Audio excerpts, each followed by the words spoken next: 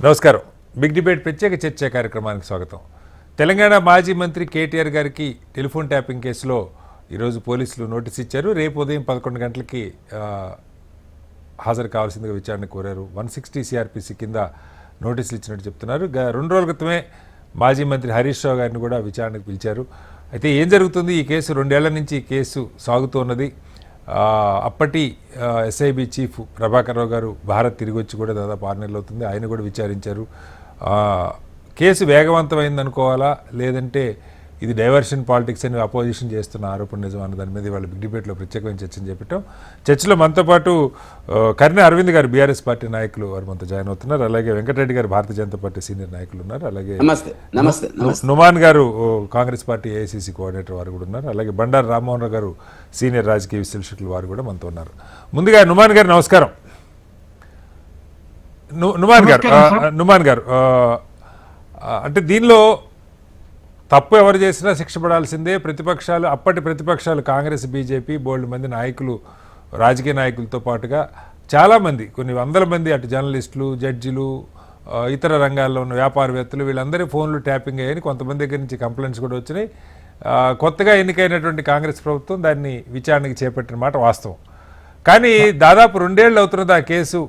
ఇప్పటికి 2024 మార్చి 10న ఇంకొక 2 నెలలకి 2 ఏళ్ళు పూర్తవుతుంది. ఇది ఒక నత్తనడక సాగుతున్నది. ప్రభుత్వం ఇరకాటంలో పడ్డ ప్రతిసారి ఏదో ఒక హంగామా సృష్టించి ఎవరినో విచారణకు పిలవటం, ఇది ఒక డైవర్షన్ పాలిటిక్స్ అని ప్రతిపక్షాలు ఆరోపణ చేస్తూ ఉన్నాయి. బహుశా రేపు కేటీఆర్ గారు కూడా విచారణకు హాజరవుతారు. ఇప్పుడే కొద్దిసేపటి క్రితం ఆయన ప్రెస్ మీట్లో మాట్లాడారు. బట్ కేసు ఎప్పటికి తేలుతుంది? ప్రైవసీని భంగం కలిగించిన విషయం నిజమైతే దానిలో దోషులు ఎవరున్నా శిక్ష పడాలని అందరూ కోరుకుంటారు. కానీ ఈ పేరుతో కాలయాపన, డైవర్షన్ పాలిటిక్స్ నడుస్తున్న దాని మీద ఏం చెప్తారు? Very good evening to you, sir, as well as all the panel members and all the viewers. So, ఏదైతే మనం మాట్లాడుతున్నామో తెలంగాణలో 10 సంవత్సరాల అధికారంలో ఉన్నటువంటి బీఆర్ఎస్ గత ప్రభుత్వం ఏ రకంగా ఫోన్ ట్యాపింగ్ చేసిందో, ఫోన్ ట్యాపింగ్ చేస్తూ రైట్ టు ప్రైవసీని భంగం కలిగించి వారు రాజకీయ ప్రత్యర్థుల మీద పొలిటికల్ సర్వైలెన్స్ చేస్తూ వికృతానందం ఎలాగైతే పొందారో, బిజినెస్ మెన్ల మీద ఎట్లయితే వాళ్ళు ఫోన్ ట్యాపింగ్ చేసి వాళ్ళని ఎక్స్టార్షన్ చేసి బెదిరింపులకి పాల్పడ్డారో, సినిమా హీరోయిన్లకి ఏ రకంగా అయితే బెదిరించి వాళ్ళు లొంగ తీసుకున్నటువంటి క్రమాలు మనం చూసామో, మినిస్టర్ల యొక్క భార్యల ఫోన్లు కూడా ఏ రకంగా అయితే వీళ్ళు ట్యాపింగ్లు చేశారో, ఈ అన్ని కూడా మనకు తెలిసిన తర్వాత ఎస్ఐటి ఏర్పాటు చేసి ఈ రోజు ఇన్వెస్టిగేషన్ జరుగుతున్నటువంటి తరుణం. మనం చూసుకున్నట్టయితే ఇన్వెస్టిగేషన్ చేసేటప్పుడు ఎప్పుడైనా కేసు రిజిస్టర్ అయిన తర్వాత దానికి ప్రత్యేక సెక్షన్స్ ఉంటాయి. దానికి సెక్షన్స్ ఉన్న తర్వాత ప్రత్యేక ఫేజెస్ ఉంటాయి. ఈ రోజు ఇన్వెస్టిగేషన్ జరుగుతుంది. Part of investigation prime accused గా ఉన్నటువంటి ప్రభాకర్ రావు గారు దేశం విడిచిపెట్టి అమెరికా పోయినటువంటి తరుణం. వారు దేశం విడిచి బయటకు పోయినప్పుడు రెడ్ కార్నర్ నోటీస్ ఇష్యూ చేపించి వారు అక్కడ అమెరికాలో గ్రీన్ కార్డ్ కి అప్లై చేసుకుని అక్కడే స్థిరపడాలని చెప్పేసి భావించినప్పుడు వారిని అమెరికా నుంచి ఇండియాకి తీసుకుని వచ్చి ఇక్కడ ఇన్వెస్టిగేషన్ చేశాము. ఇన్వెస్టిగేషన్ చేసినప్పుడు మాకు ఇక్కడ ఉన్నటువంటి అక్యూజ్డ్ మిస్టర్ కేటీఆర్ కానివ్వండి, హరీష్ రావు గారు కానివ్వండి, చంద్రశేఖర్ రావు గారు కానివ్వండి, వారు కీలక పాత్రల్లో ఉన్నారు కాబట్టి, మంత్రిత్వ శాఖల్లో వారు కీలక పదవుల్లో ఉన్నారు కాబట్టి వారి యొక్క ప్రలోభాలతోనే ఇదంతా జరిగిందని చెప్పేసి నిర్ధారణకు వచ్చిన తర్వాత వారికి నోటీసులు ఇచ్చి గవర్నర్ దగ్గర ఆమోదం తీసుకుని ఈ రోజు వారిని ఇన్వెస్టిగేషన్ కి పిలుస్తున్నారు. మనకి ఏమర్థమవుతుందండి, మీరు 2 years జరుగుతుంది అని చెప్పేసి ఎనీ కేసు, ఏ కేసు అయినా సరే టైం అనేది, నిర్దిష్టమైన టైం అనేది జరుగుతున్నది. ఈ రోజు మనం చూసుకున్నట్టే ప్రభాకర్ రావు ఒక సంవత్సరం, దాదాపు సంవత్సరం 15 నెలలు వారు దేశం విడిచి వెళ్ళిపోయారు. అందువలనే నత్తనడకన సాగింది.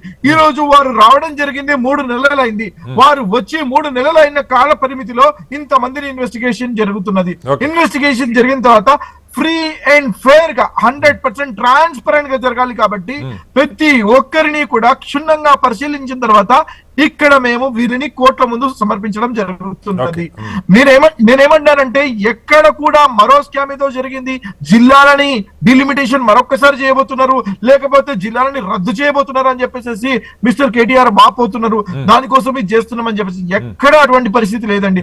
కోల్ స్కామ్ జరిగిందో, మరో స్కామ్ జరిగిందో దానిని కప్పిపుచ్చుకోవడానికి ఈ రకంగా చేస్తున్నారు కాదండి. నేను ఒక విషయం చెప్పదలుచుకున్నానండి. వరల్డ్ ఎకనామిక్ ఫోరం లో 23,000 కోట్ల పెట్టుబడులు వస్తున్నటువంటి ఉన్నటువంటి సమయం.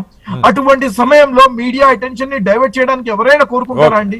ఏ రాజకీయ పార్టీ అయినా సరే, ఏ గవర్నమెంట్ అయినా కోరుకుంటుందా అండి? ఈ రోజు వరల్డ్ ఎకనామిక్ ఫోరం కి ఎండిగా ఉన్నటువంటి జెర్మీ జెర్గెన్స్ తో ఈ రోజు ముఖ్యమంత్రి వర్యులు శ్రీ రేవంత్ రెడ్డి గారు అక్కడ స్విట్జర్లాండ్ దావోస్ లో కలిశారు. ఏమని చెప్పారండి?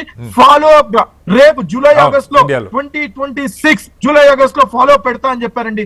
అటువంటి కీలకమైన సమయం, అటువంటి సమయాన్ని మీడియా కవరేజ్ ని ఆ యొక్క వార్తలకి వాడుకోవాలి, కానీ ఈ యొక్క డైవర్షన్ కోసం ఎవరైనా చేస్తారా అండి? మీరు చెప్పండి.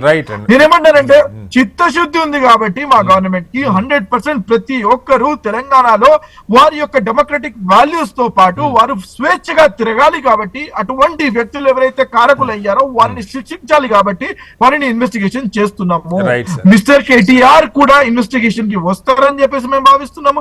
రేపు వారు వచ్చిన తర్వాత వారిని క్షుణ్ణంగా పరిశీలించిన తర్వాత వారు ఆ టైంలో ఏ రకంగా అయితే వాళ్ళు వ్యవహరించారో, దీంట్లో నాకు తెలిసి మిస్టర్ నవీన్ రావు ని కూడా పిలుస్తారు. నవీన్ రావు ఎమ్మెల్సీగా ఉన్నటువంటి కొండలరావు గారి సుపుత్రుడు. ఆ నవీన్ రావు ఇజ్రాయెల్ నుంచి ఏ రకంగా అయితే పరికరాలు తీసుకొచ్చాడో అందరికీ తెలుసు. ఆ పరికరాలు ఎక్కడి నుంచి తెచ్చారు, ఎందుకు తెచ్చారు, ఎవరెవరి ఫోన్లు ట్యాప్ చేశారని everything will be logically concluded. Logically conclusion జరిగిన తర్వాత వాళ్ళని 100% ఇప్పటికీ ఒక అభియోగం వచ్చింది, అసలు ఇప్పటి వరకు ఛార్జ్ షీట్లు ఫైల్ చేయలేదని. అంటే కనీసం సరే ఇప్పుడు కొత్తగా విచారణ చేసిన వాళ్ళు అడిషనల్ ఛార్జ్ షీట్లు వేసుకోవచ్చు, సప్లిమెంటరీలు వేసుకోవచ్చు, కానీ బేసిక్గా ఈ కేసు సంబంధించి కొంతన్న అంటే నివేదికలు కానీ ఛార్జ్ షీట్లు కానీ కోర్టుకు సబ్మిట్ చేయడం కానీ అలాంటిది ఏమన్నా జరిగిందా నుమాన్ గారు? అటువంటిది that is coming up. If you look right, once the case has been taken up, all the accused will be interrogated, investigated. అది ఇన్వెస్టిగేషన్ జరుగుతున్నది. Subsequently charge sheet will be filed. There will be certainly charge sheet will be filed. ఎవరైతే ఉన్నారా లేరా, కేటీఆర్ లేకపోతే తీసేస్తారు, దాంట్లో ఏముంది. Mister Harish Rao లేకపోతే తీసేస్తారు. ఎవరైతే ఉన్నారో బాధ్యులుగా ఉన్నారో prime accused directly or indirectly involve, ఆ పార్టీస్ మొత్తం ఐడెంటిఫై చేసి చార్జ్ షీట్ లో ఎన్లిస్ట్ చేయడం జరుగుతుంది.